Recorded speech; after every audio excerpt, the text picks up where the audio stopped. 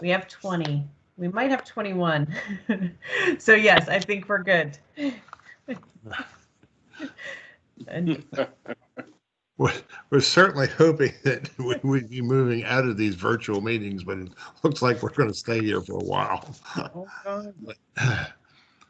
Okay, the Critical Area Commission is holding a special meeting to consider the proposed regulations for renewable energy projects in the critical area. This meeting is being held virtually due to the current public health emergency using Microsoft Teams and will be streamed live to the public. The public will be able to view the meeting from the Commission's website, and the meeting will be closed captions. The minutes of the meeting will also be provided on our website. The public was invited to submit written comments up to 24 hours prior to today's meeting. Those comments, if received, will be read by our Executive Director, Kate Charbonneau, at the appropriate time. All microphones will be muted. Please announce yourself by name when speaking so that the attendees on the phone can identify you. If you're joining us the meeting by phone, press *6 to unmute yourself. And I'll call on our Executive Director, Kate Charbonneau, to do a roll call for attendance. okay, great. I'm going to run through who I believe is on, and if I miss your name at the end, please, I'll ask for you to announce yourself. So Commissioner Adams? Here. Commissioner Beulah? He's here. Commissioner Blazer? Here. Commissioner Cummins? Here. Commissioner Ferguson?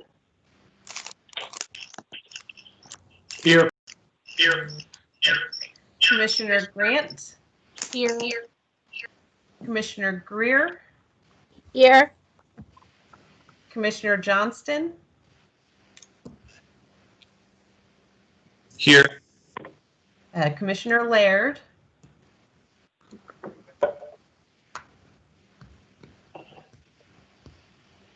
*6 should unmute you, Commissioner Laird.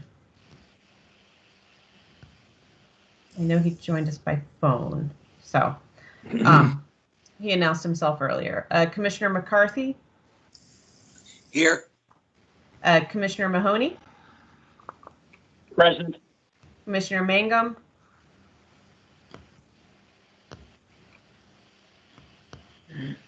And he announced himself by phone earlier. Also, Commissioner Marks? Here. Commissioner Parker? I'm here. And Commissioner Sutton. I'm here. Okay, then we have Commissioner Hurt Cornwell. Here. Just checking really quick. Commissioner McCall. Here. Commissioner McDowell. Here. Commissioner Roberson. Here. Commissioner Oberg. Here. Commissioner Varney Alvarado. Here. And were there any commissioners that I missed? Kate Mangum was here. I figured out how to get off mute. Okay, great. Thank you. How about Sandy Hertz? I do not see Commissioner Hertz. Okay. Okay. I think that's everyone, Chairman Deegan. And we have a quorum. And we have a quorum. I want to thank everybody for taking the time today, and I assure you this will not take long. Of course, that's largely up to the commissioners. But we'll start with approval of the minutes. There's one slight little correction to the minutes. At the beginning, we are listed as still meeting at the People's Resource Center in Crownsville. We should change that to our address in West Street. So with that correction, I'll make a motion to approve the minutes. Is there a second? Mahoney seconds. Thank you, Mayor. It's been moved and seconded for the approval of the minutes. All those in favor say aye. Aye. Aye. Aye. Aye. Any opposed? The minutes are approved. Thank you very much. I guess we'll now go right into it with the Lisa Herger show for today.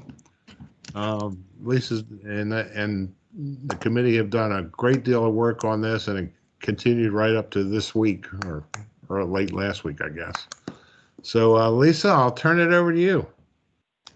Thank you, Chairman Deegan. I also want to reiterate thank you to the work group members, to Catherine McCall, who served as our chair, to Debbie Herr Cornwell, to Julie Oberg, Jim Lewis, Matt Johnston, and Mike McCarthy. Thank you all for assisting staff and sticking with us. We had really great discussions with you all. Super, super helpful, and it was much appreciated by staff. I also want to thank the folks here, the staff at the commission, who have to put up with the regulations coordinator when she's spinning around like a whirling dervish. And they have been extremely supportive and helpful as well. And then to the folks who I tortured more routinely for the past almost 3 years, which would be my colleagues, Charlotte Sheeran, Nick Kelly, and of course, Kate Charbonneau has really been tortured by me. And then we have two expats, you might say, from the commission. One is our former executive director, who's hung on with us and assisted with these regulations, Ren Siri.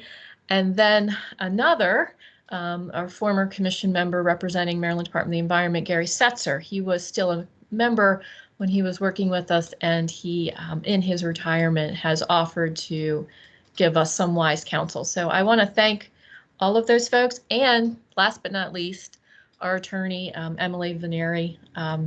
She has stood right behind me to make sure everything I do is legally sufficient. So thank you all.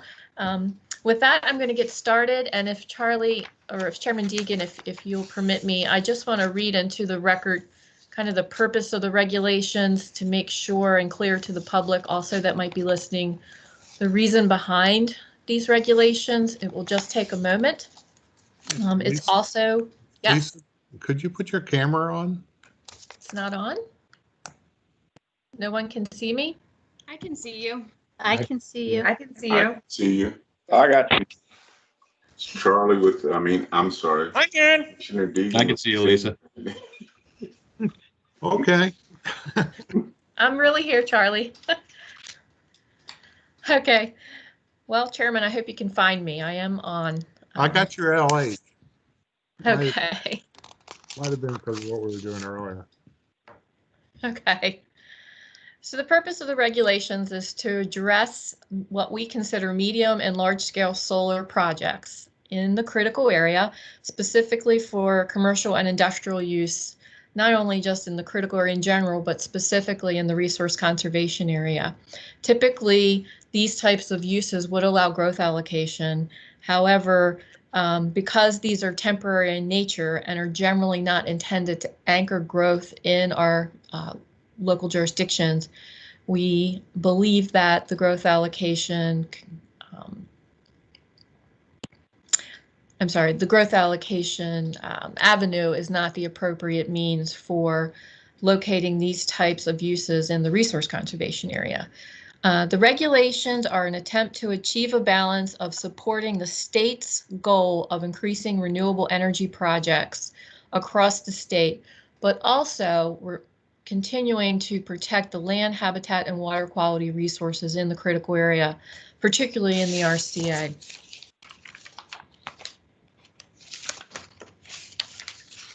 The regulations, again, will address community, commercial, industrial, and utility scale solar energy generating systems in the critical area, rooftops, and generally the ground-based accessory solar for individual private uses would be regulated only to the extent to protect the buffer and other habitat protection areas. So with that, I'm going to share my screen of the regulations, and this is the revised version that has both blue and red font. And I just shared the wrong one, so give me one moment. There you are. Wow, you found me. Yeah. I'll mute myself now.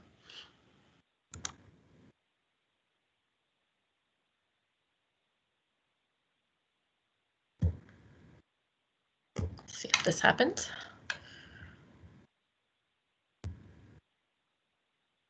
Okay. Can everyone see my screen? Yes. Great. Yes. Okay, so I'm going to walk through some of the changes. Some are very non-substantive editorial type changes that might be shown in either blue or red font.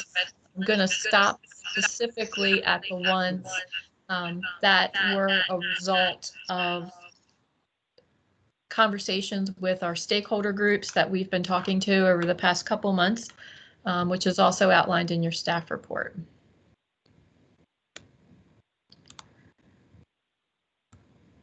So we didn't have any changes in the beginning.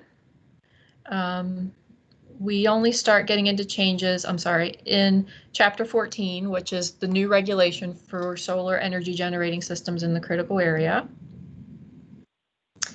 We had a slight change to the definition of planting plan here on page 7. And you'll note that one of the first items in your staff report where we've had a change is that we are purposely deleting the word afforestation. And that was brought up to us by Talbot County. And the reason for that is, particularly in Talbot County, and probably many of our other more rural counties, one of the goals of their solar program that they already have in place is to protect farmland. So when we use the term afforestation, it suggests that there has to be planting on the same site. So what we've done is we've taken the term afforestation out of the regulations wherever it may appear, and where appropriate, we insert the words on-site or off-site plantings, and you'll see that throughout the draft as we go through. So I had to make that change on line 7 in the definition of planting plan.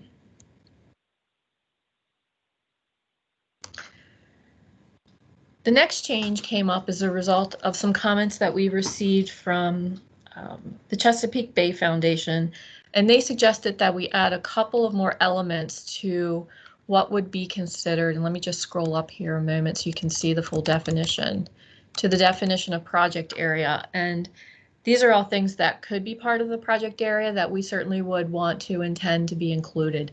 So we've included the words internal access ways, transmission infrastructure, or improvements accessory to the solar energy generating system.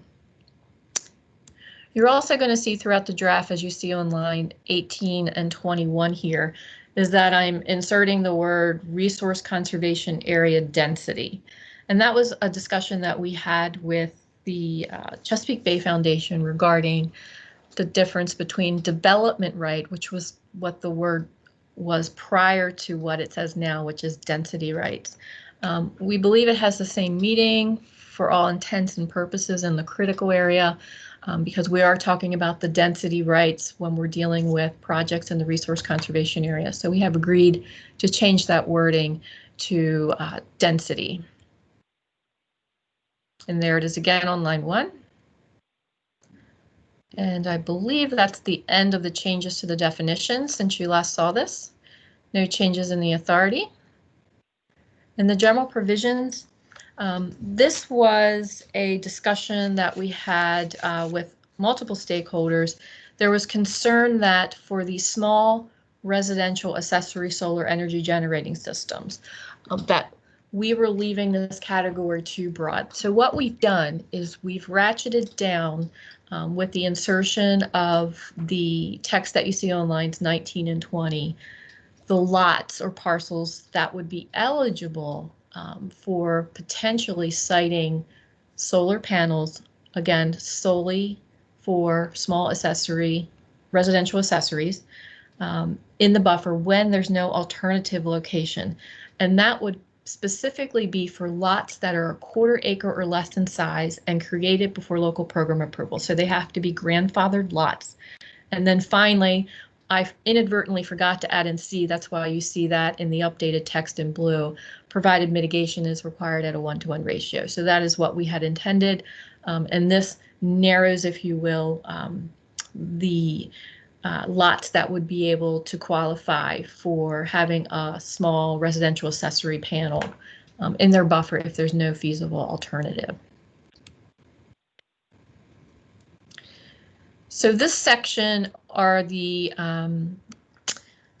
places where we provide local governments the option to express to us alternative procedures and requirements to a proposed solar energy generating or renewable energy regulations at the local level. And what we used to have in here is the exception clauses, which you'll see starting on line 1, except for the growth allocation provisions and the lot coverage provisions. But we also had some discussions with some of our stakeholders and decided to also not allow alternatives to the forest conservation and planting plan provisions. So we've added that. That's at the lines 2 and 3. The forest conservation and planting plan revisions also cannot have alternative provisions. What we have in these regulations is what we would expect, but anything beyond those 3 components, a local government could potentially provide us with alternative procedures.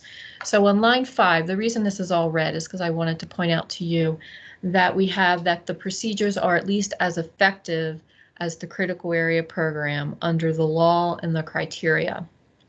And that's standard language that we have in other chapters of our regulations that allow for alternative procedures and requirements. So I wanted to make sure that was inserted in this section. And certainly 9, it's not a new provision, but I still have it in red just to point out that the Commission has approved those alternative procedures and requirements. So you all will have a shot at seeing those and making sure they're at least as effective as the law and criteria.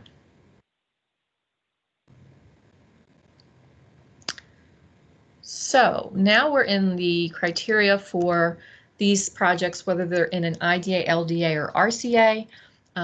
B on line 14 talks about the area of a solar panel shall not count as lot coverage if, and then for minors, as long as they're over existing lot coverage and then elevated above the ground. And we have that the area on now on line 19 is established in grass, existing grass, or other natural vegetation. And we also added in here or as an agricultural use, because if you recall, when we get down to minors a little further down the page here, that's one of the things on line 5 here that is allowed. So we decided to allow that also for minor projects when and where they might occur in an agricultural type of situation. And that was suggested by Talbot County. So on line 9, we require that unless there's no feasible alternative, we used to say that access is allowed through the buffer. And we have, in conversations with some of our stakeholders, agreed to make the language more restrictive and use the term prohibit access through the buffer. So it's prohibited unless you can't find another way in.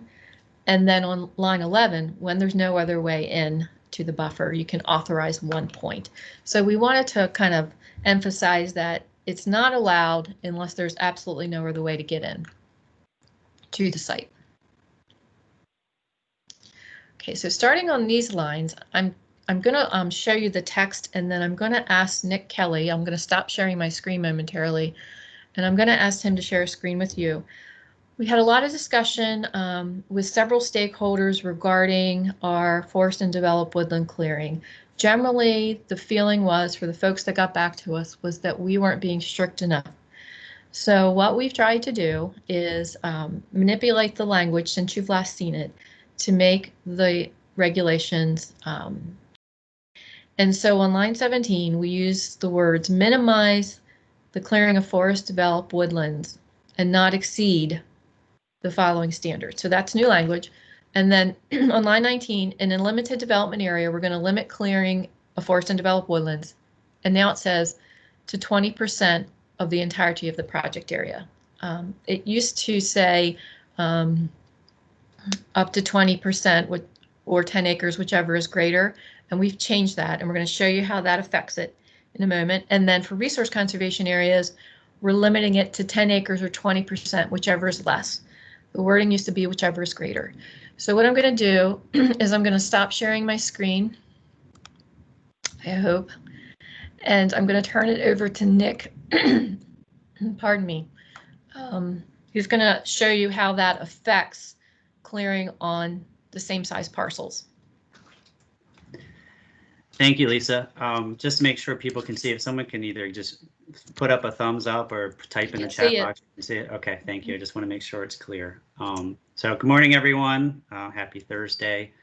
As Lisa said, we were looking, we had gotten some feedback about the clearing limits in both the LDA and the RCA. And so based on the provisions that Lisa just read, I try to take a look at the differences in what the clearing limits would be from the previous draft that you reviewed back in October versus what you're seeing today. And so in the LDA, if you look in column B, you can see the different acreages.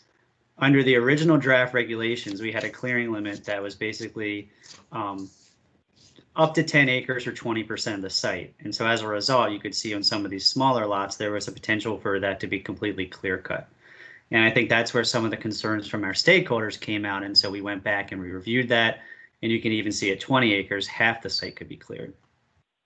Once you got to 50 acres and above, it ended up being 20%, which is exactly the same as what our standard clearing regulations are for a standard development. So if you were clearing a subdivision, there is typically a 20% limit where you do 1-to-1, and you can go above and do 1.5-to-1, but typically 20% is the number that we look for. If you go over to column E and you look at the clearing requirements now under these newly drafted regulations that Lisa just went through, you can see now that it's limited to 20% of the project area. And so we're not going to see any clear cutting on these smaller sites of 5, 10, 20 acres. You're only going to have an acre clear on the 5-acre site, 2 acres on the 10, 4 on the 20, and you can see that the percentage clearing remains at 20% throughout. Coming down to the RCA, once again, we had in the draft regulation that we would limit clearing of forest and developed woodlands to 10 acres. And so as a result, once again, it allowed in those first sort of 3 divisions, in the 5-acre, the 10-acre, and the 20-acre site, potentially completely clear cutting the site or clear cutting half of the site. And then once you hit this 50-acre threshold, it went down to 20%, and you can see it actually decreases to 10 and 5 as the sites get bigger.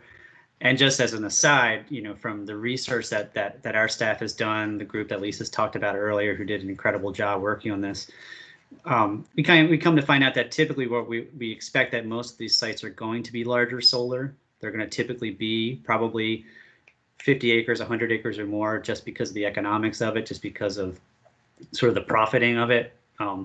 So you can see that there's still going to be a decrease in the amount of clearing there, which is kind of offsetting that larger development. Under the proposed regulations, as Lisa mentioned, we're now going to do 10 acres or 20% of the site, whichever is less. And so as a result, once again, in those smaller sites, the 5, 10, and the 20-acre sites, we're going to be limited to 20% clearing, which is much better than what the original draft was. But we're still hitting that 10-acre threshold once you hit 50 acres or more. So it's still providing that added protection to the RCA that we have been talking about throughout the entirety of our conversations with you about these regulations, but it's providing a little bit extra protection now in the RCA on those smaller lots, which, as I said before, some stakeholders had pointed out that they had some concerns over. And so you can see the differentiation between the two. You can see that there's definitely a much more of a slant towards protecting the forest in the RCA and in the LDA as a result of this change to the regs.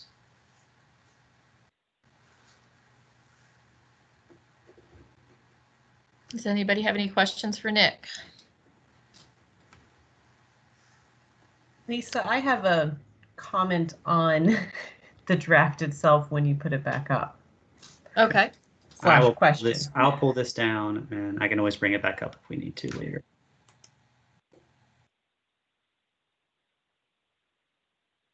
Okay, can you see my draft? Yes. Right. In line 19 and 20. Yes. limit clearing of forest and developed woodlands to 20% of the entirety of the project area. Do we actually intend in the entirety of the forest and developed woodland acreage? I think the reason we put that in there is so that was clear that we weren't looking beyond the leased area on the landowner's property. But that, if, let's say the project area is a couple hundred acres, you intend the 20% to be calculated off the acreage of the forest and developed woodland, not off the entirety of the project area. Correct. So I think that needs to be clarified. Okay.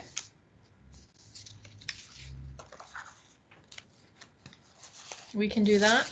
Okay. As long as there's no objections to that suggestion from anybody else. I'm just making a note and that'll be done in the final draft.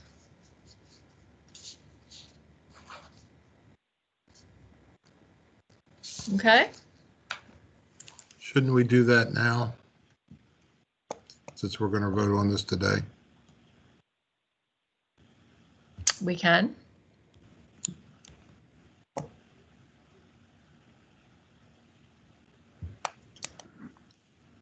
think then it would say of the entirety of the forest and developed woodland within the project area.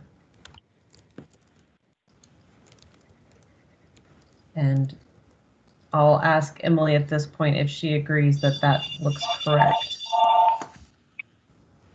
Yeah, I think that language looks correct. I just wanted to make sure that we purposely mean for it to be different from LDA to RCA, because now one is forest and developed woodlands and one is project area. Right, and so then line 22, I think we would need to make the same correction. Okay, then yeah, then I'm fine with that.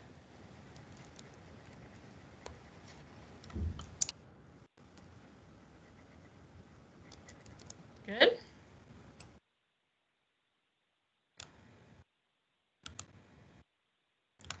Everybody see that? No, it's on the fly. Yes. Yes. Okay.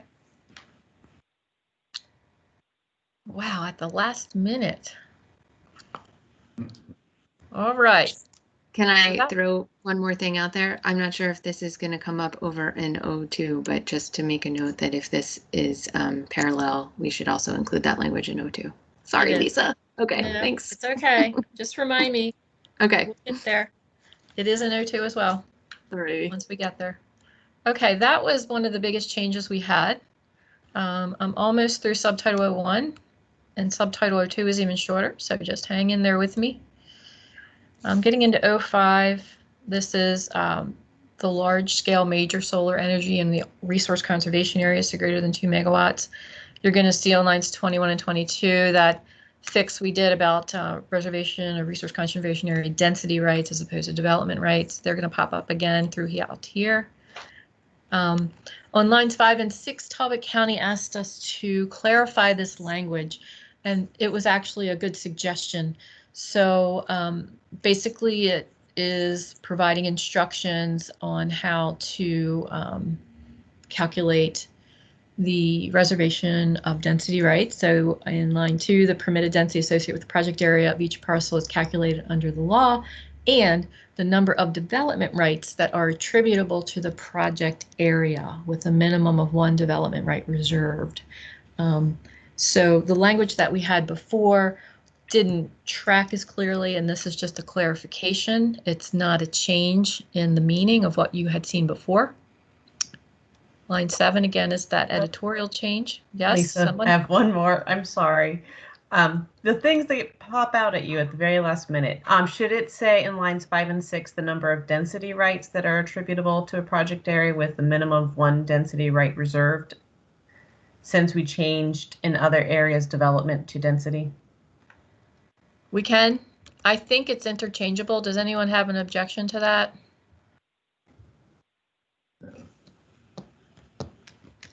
Emily, any thoughts? I think that's fine.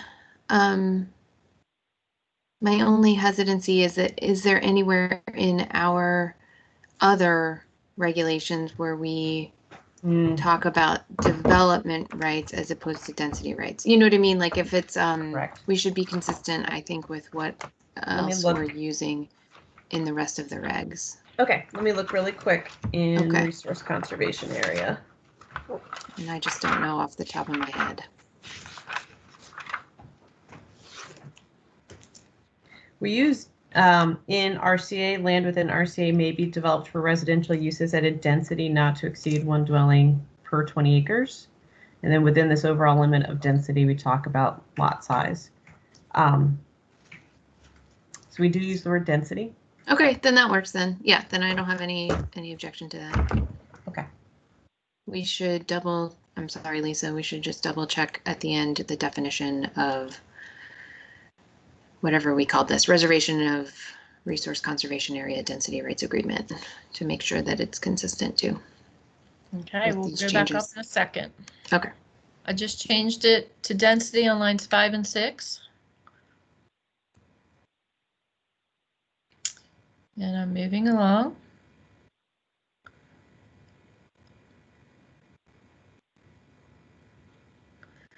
Okay, line 1 is just another clarifying language thing. It's all edits that are non-substantive. Same thing with line 3 and 4, as you've seen before. So in line 12, when we get to the regulation for planting plan requirements, we had another suggestion that we hadn't thought of before. And again, this kind of goes back to when we're dealing with potentially agricultural use or type lands where these projects may happen. And we added in this language based on both constraints and opportunities presented by a site. So it provides more flexibility to the local governments, particularly when they're dealing with agricultural sites, and how to manage if there's any mitigation requirements on the part of the solar developer, where and how those things can be located. So this kind of, in the lead-in language, provides that flexibility.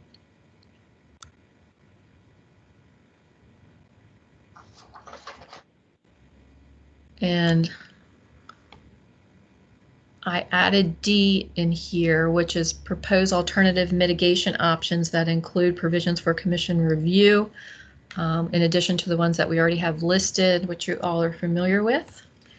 And then for our next trick, just on line 13, we're using the word replanting because we took out the word afforestation. So replanting is the appropriate word there. Same thing in line 17. I do not believe there were any, oh, there is a change to fee in lieu. Oh, this is just a quick catch on my part that I did a cross-reference, so no substantive change. So that's the end of 01. I'm going to scroll quickly back up to our definitions at Emily's request. Reservation. Okay. So on line 18 means withholding a certain number of development rights. So should we change that to density rights? Yes. Question. Okay. And I just want to make sure I catch it. So I'm going to put it in red for myself later. And restricting land development within a I don't see it, Emily, in the agreement definition. So I think we're good. Yep, that looks good to me. Thanks, Lisa. Does anybody have any questions on 01? We are almost finished. So I'm going to stop sharing this document. And I'm going to share, I hope. Where am I? I will share 02.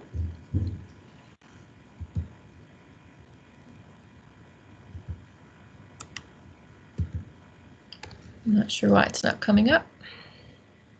You can see it on my screen. Anybody have 02 they want to share?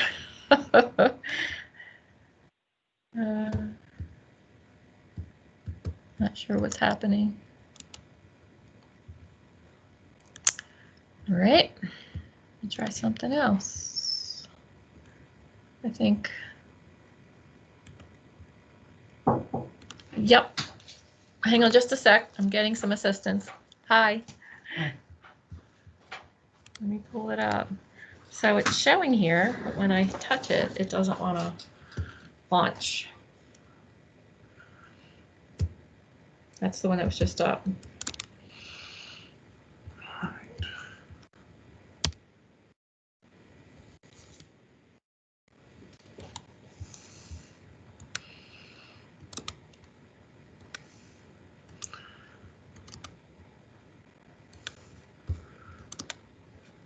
See, that's renewable.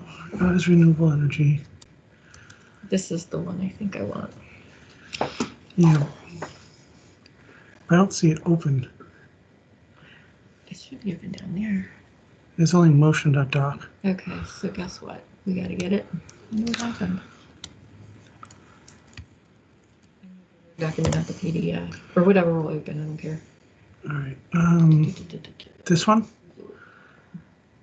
Nope. Subtitle 1. Check the next one. That one. All right.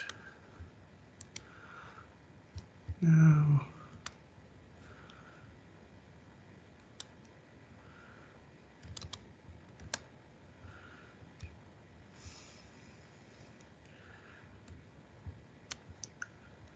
All right, I'm going to close Teams real quick and come back in.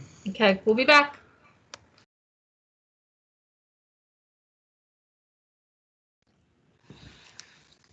Isn't technology wonderful? Yes.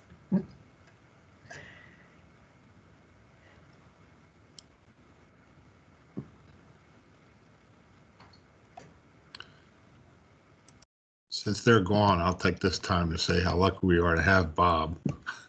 He seems to be able to come in and fix almost anything, from cell phones to computers to laptops to whatever, you know. And that's not really his job.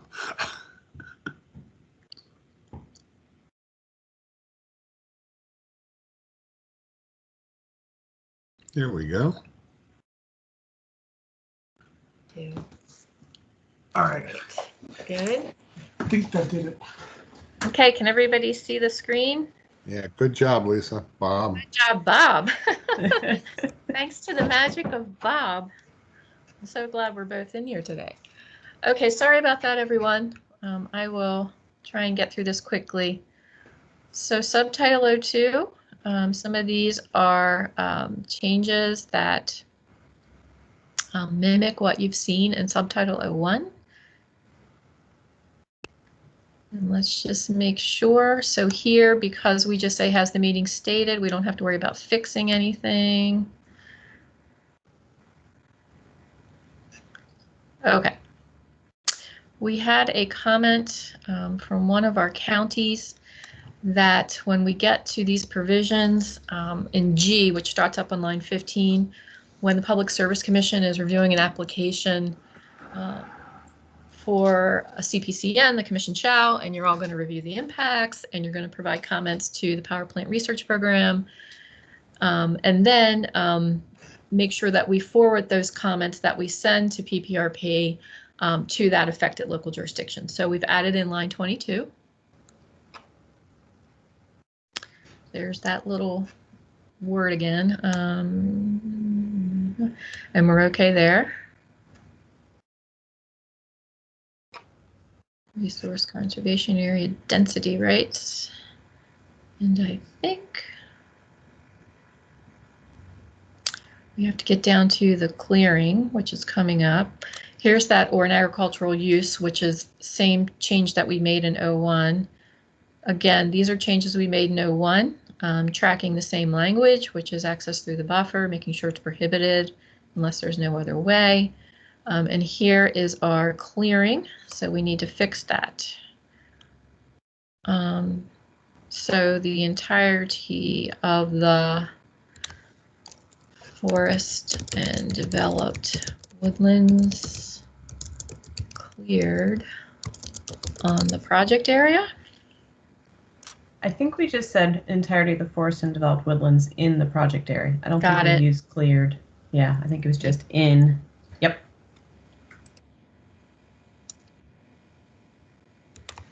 And we'll fix it here.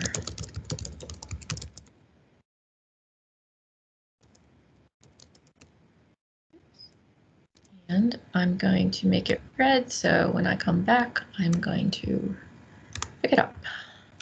Okay, same changes, same thing here. On-site or off-site planting is just substitutes for afforestation, and you can see I forgot to strike it in line 11. That's why that's showing up blue. And then same change here under planting plan requirements based on the constraints and opportunities presented by a site that we had in 01 that we've explained. Same option to state and local governments. They can provide alternative mitigation options. And then you can see on line 8, I forgot to strike afforestation.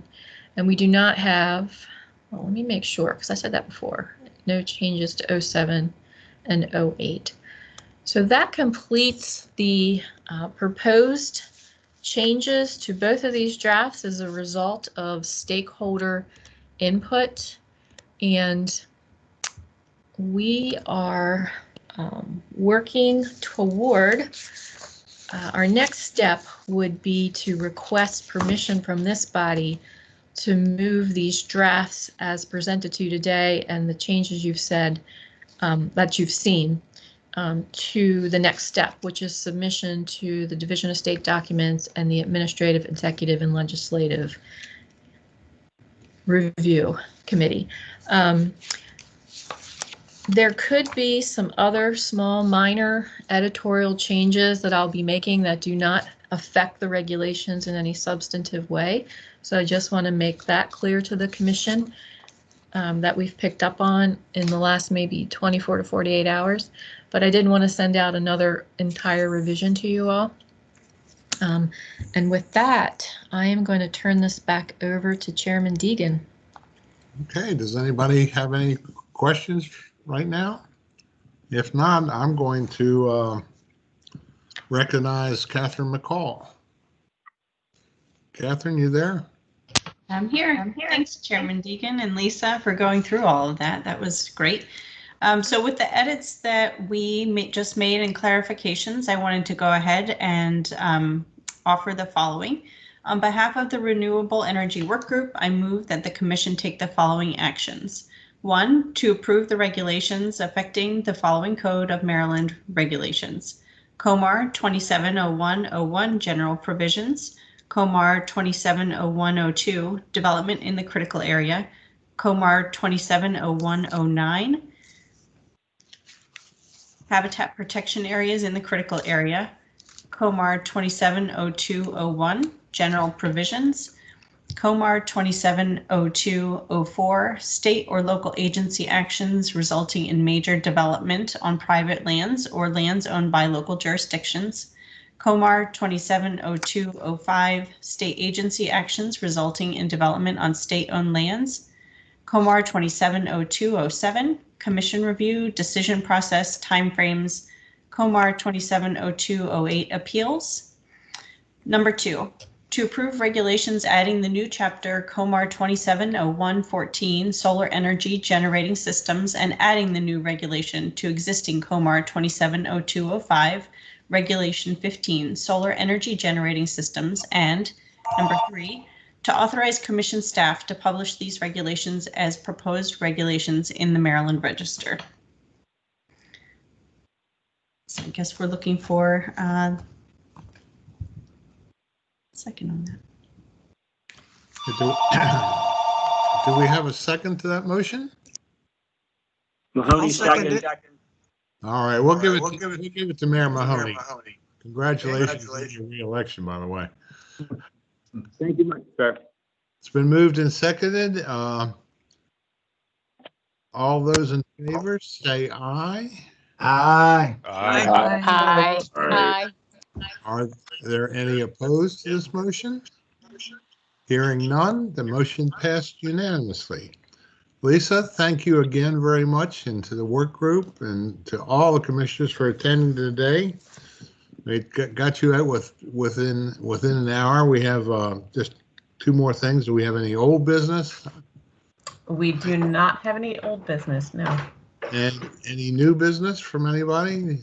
The only thing I would comment on is I know the governor is looking at filling a couple of vacancies we have on a commission. So maybe by the next time we have the meeting, we'll have new commissioners, a couple. Is there any other business that could come before the commission today? Seeing none, I'll say we're stand adjourned, and thank you so much for attending today. Everyone have a wonderful and safe holiday. Thank you. Happy too. Thanksgiving. Thank you. Bye-bye. You You guys too. Thank you all.